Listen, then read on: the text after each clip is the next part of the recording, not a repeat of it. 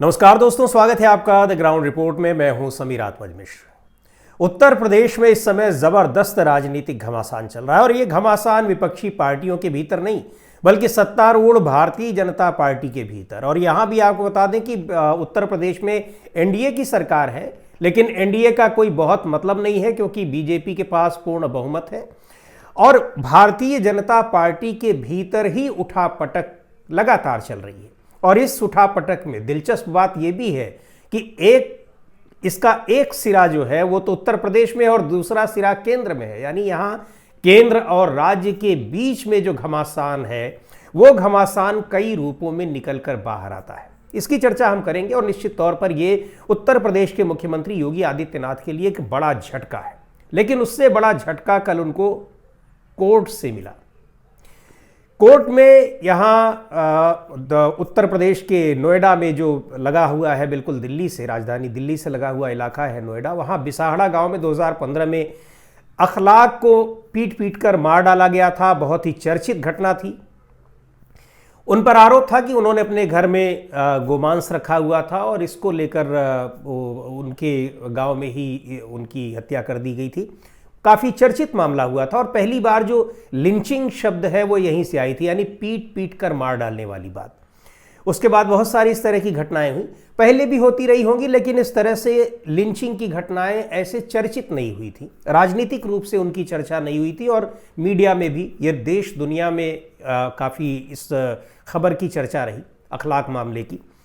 तो उस मामले में अब सुनवाई चल रही थी फास्ट ट्रैक कोर्ट में, लेकिन बहुत धीमी गति से प्रोसेस चल रही थी वो। और सरकार ने पिछले दिनों ये कहा कि अब उस केस को वापस ले लिया जाए क्योंकि उसके पास, यानी जो जांच एजेंसियां हैं, उनके पास बहुत ज़्यादा सबूत नहीं है उस केस को आगे बढ़ाने में। हालांकि ये कहा गया कि उनके परिवार वालों का कहना है, तमाम खबरें हुई कि उसमें लोगों ने देखा था कि लोगों ने मारा है, उनके नाम से नामजद मुकदमे थे, बावजूद इसके सरकार ने उस मामले को वापस लेने की अर्जी डाल दी। लेकिन कल यानी मंगलवार को 23 दिसंबर को कोर्ट ने उस अर्जी को खारिज कर दिया और कहा कि मुकदमा चलेगा, फास्ट ट्रैक में सुनवाई होगी, तेजी से सुनवाई होगी, रोज गवाहों के बयान लिए जाएंगे और जल्दी से जल्दी इसकी सुनवाई पूरी करनी है, डे टू डे बेसिस पर। तो एक बड़ा झटका था। सरकार इसके जरिए, निश्चित तौर पर मुद्दा राजनीतिक था तो राजनीतिक इसका माइलेज भी लेना चाहती होगी, इसीलिए इसको वापस लेने की, चूंकि इसमें पूरा का पूरा जो मामला था वो हिंदू मुस्लिम मामला था और इसमें जो अभियुक्त थे वो भी सारे के सारे हिंदू थे। तो उनके केसेस को, इस इतने गंभीर मामले से उनके ऊपर जो केस चल रहे थे उनको वापस लेकर एक मैसेज देने की सरकार कोशिश कर रही थी, लेकिन कोर्ट से उसको एक बड़ा झटका मिला है।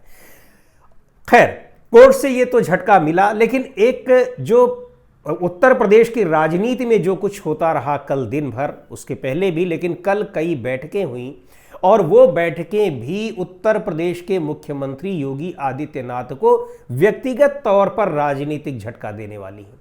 ये मामले को तो हम, जो कोर्ट से मिला है, इसको मान सकते हैं कि योगी सरकार को इससे झटका मिला, लेकिन जो बैठकें हुई है कल, सत्र चल रहा है उत्तर प्रदेश में और विधानसभा सत्र के दौरान वहां पर लखनऊ में बीजेपी के कुछ विधायकों की बैठक हुई और बड़ी महत्वपूर्ण बैठक है। आपको पता है कि उत्तर प्रदेश में राजनीति में जातियों का कितना महत्व है और ये बैठक हुई, ब्राह्मण विधायकों की बैठक हुई। इन ब्राह्मण विधायकों की बैठकों, ये पीएन पाठक है, बीजेपी के एमएलए हैं, उनके घर पर यह बैठक हुई और डिनर पार्टी आयोजित की गई। इसमें दावा किया जा रहा है कि लगभग 45 से 50 विधायक उपस्थित रहे। कुल 56 ब्राह्मण विधायक हैं भारतीय जनता पार्टी के उत्तर प्रदेश में। उनमें से ज़्यादातर विधायक, इसमें 2-4 को छोड़ दिया जाए तो लगभग सबकी उपस्थिति का दावा किया जा रहा है। और ये बैठक तमाम मुद्दों पर चर्चा करने के लिए हुई, लेकिन निश्चित तौर पर एक जाति विशेष के विधायकों की बैठक होना, डिनर होना, उसमें किसी दूसरे जाति के विधायकों का ना आना, निश्चित तौर पर ये एक चाहे वो नए राजनीतिक संकेत दे रहा हो, चाहे फिर कोई राजनीतिक गोलबंदी के संकेत दे रहा हो या फिर कोई और संकेत दे रहा हो। चूंकि इसके पहले एक कुटुंब नाम से एक बैठक हो चुकी है क्षत्रिय विधायकों की, तो क्षत्रिय और ब्राह्मण विधायकों का ये जो एक अलग अलग बैठकें करना, ये भी बहुत महत्वपूर्ण माना जा रहा है। और ये कहा जा रहा है कि जो क्षत्रिय विधायकों की बैठक कुटुंब नाम से हुई थी, उसमें तो बीजेपी से बाहर के भी जो क्षत्रिय विधायक थे वो भी उसमें मौजूद रहे। हालांकि ये जो कल पीएन पाठक के घर पर जो डिनर पार्टी थी, उसमें कहा जा रहा है कि इसमें जो ब्राह्मण विधायक थे वो भारतीय जनता पार्टी के ही ब्राह्मण विधायक थे, उसमें दूसरी पार्टियों के ब्राह्मण विधायक नहीं थे। खैर, इस बैठक को लेकर बड़ी चर्चा है, राजनीतिक चर्चा। और केवल यही एक बैठक नहीं हो रही है, एक दूसरी बैठक भी हो रही है। जो नए बीजेपी के अध्यक्ष बने हैं पंकज चौधरी, और उनके सम्मान में एक उन्हीं की जाति के लोगों की एक बैठक होती है। हालांकि उसमें बताया जा रहा है कि विधायक भी थे, गैर विधायक भी थे और भी तमाम लोग थे, लेकिन जाति विशेष के लोग ही थे।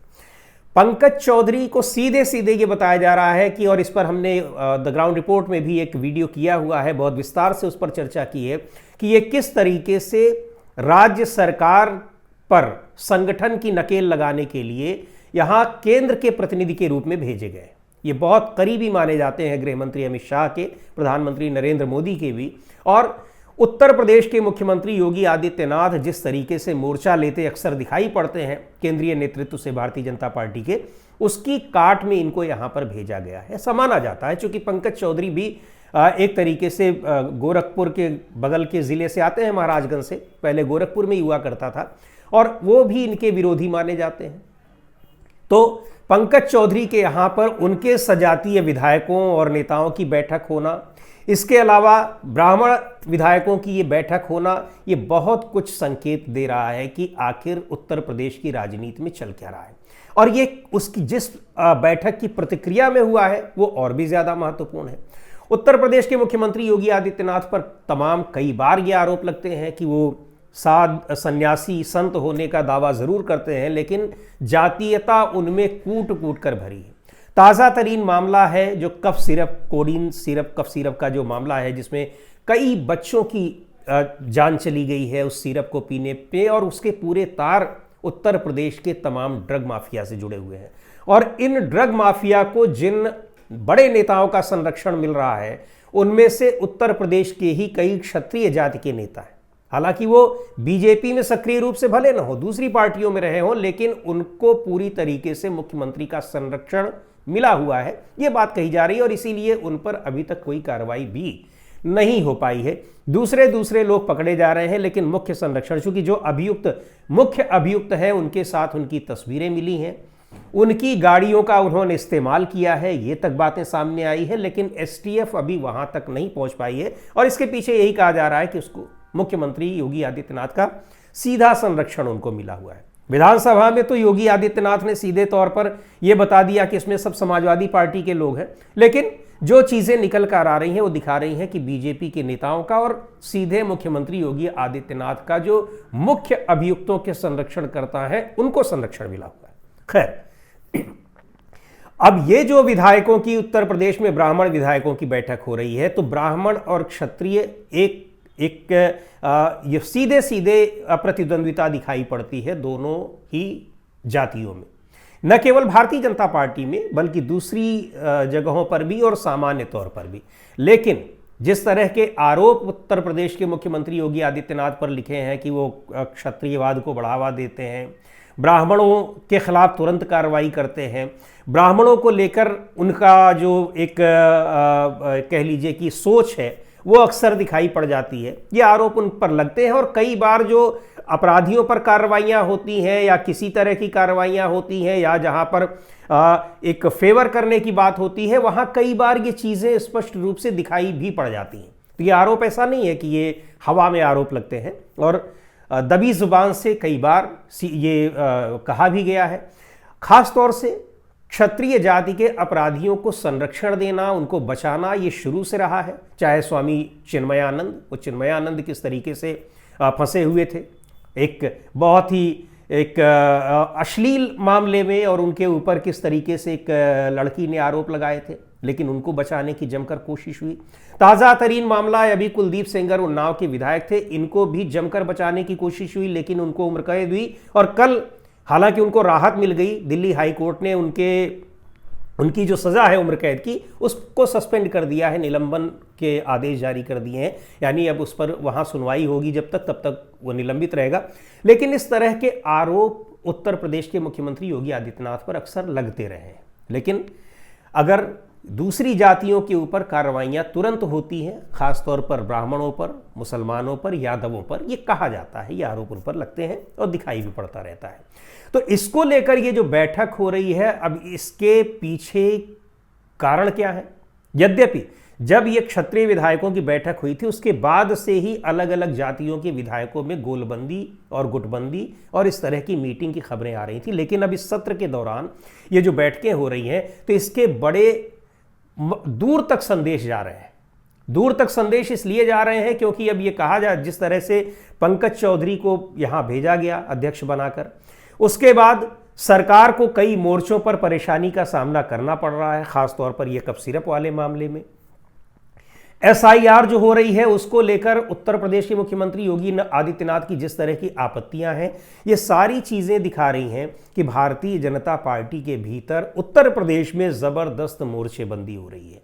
कोशिशें तो केंद्रीय नेतृत्व की ये हैं कि मुख्यमंत्री के पद से योगी आदित्यनाथ को हटा दिया जाए, लेकिन स्थितियां शायद उसके अनुकूल बनती नहीं दिखाई पड़ रही हैं, या बीजेपी को बहुत ज़्यादा नुकसान होने की आशंका दिखाई पड़ रही है, या फिर आशंका ये भी है कि अगर उत्तर प्रदेश में राजनीतिक एक हलचल मचती है या फिर यहाँ पर कोई इस तरह की राजनीतिक घटना घटती है तो इसका सीधा असर केंद्र की राजनीति पर भी पड़ सकता है।